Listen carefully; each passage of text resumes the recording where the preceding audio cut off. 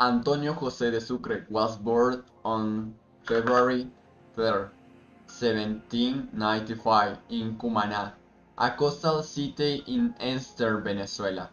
Simón Bolívar's most successful lieutenant was victorious in many battles of American independence, and his name is linked to the victories of Pichincha, Ayacucho, and Tarqui. Sucre was strongly linked to Ecuador. It was after the end of his first successful campaign as general when Sucre met to Quiteña María de Carcelén. With her he would form a home and have his only recognized daughter. After independence was achieved, Sucre decided to retire from military command. But Bolívar couldn't let go of his most trusted men. At the request of the Liberator, Sucre was forced to perform positions and commissions that often took him away from where his heart really was, Quito and his beloved Maria Carcelén. His last commission was of diplomatic nature. He was returning to Quito from Bogotá on muleback along the road to Pasto, when he was intercepted near the forest of Barrecos by a group of men who assassinated him by shooting him in the head and heart. Sucre died on the spot on June 4th, 1830. Sucre's corpse remained unburied for 24 hours in the same place where he was killed, because the small retainer that accompanied him fled in fear at the moment of the attack. His assistant, Sergeant Caicedo, returned the next day with several locals and gave him burial in a place far from the road, but within the same forest.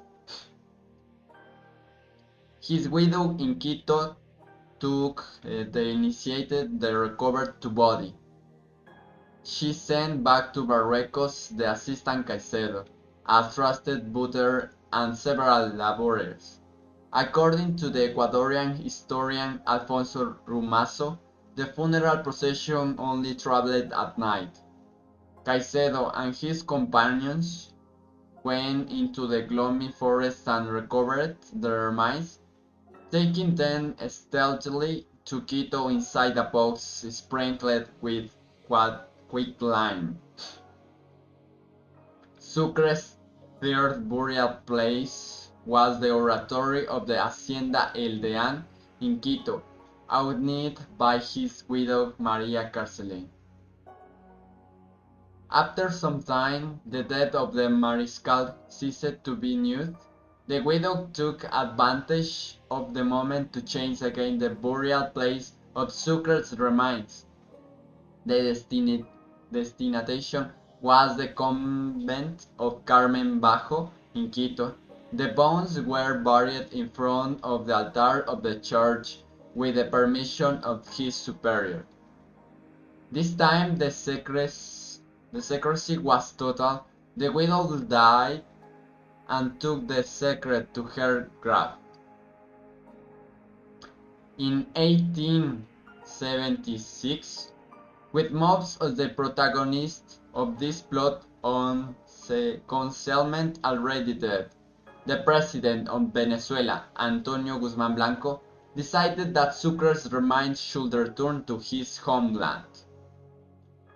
A commissioner of his confidence was sent to Quito to recover the remains, but his efforts were unsuccessful.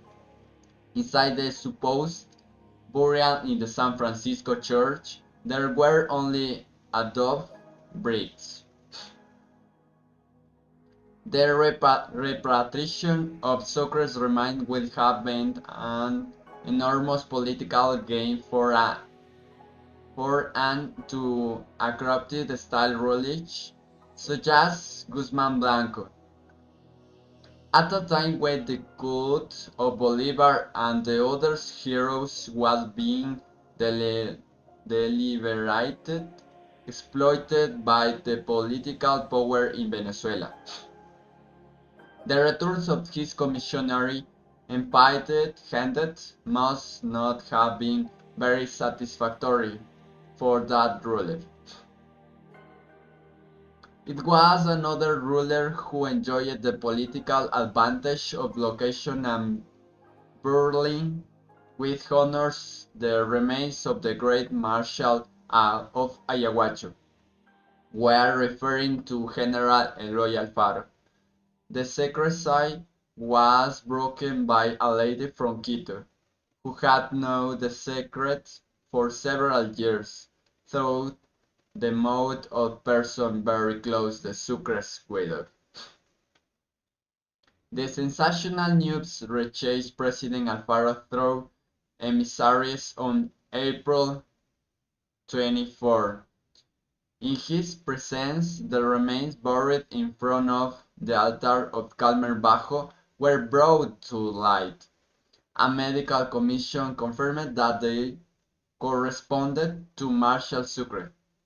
On June 40 of that year, the remains of Sucre, until then unknown for nearly 70 years, were taken in procession and buried in the Cathedral of Quito, where they rest until today.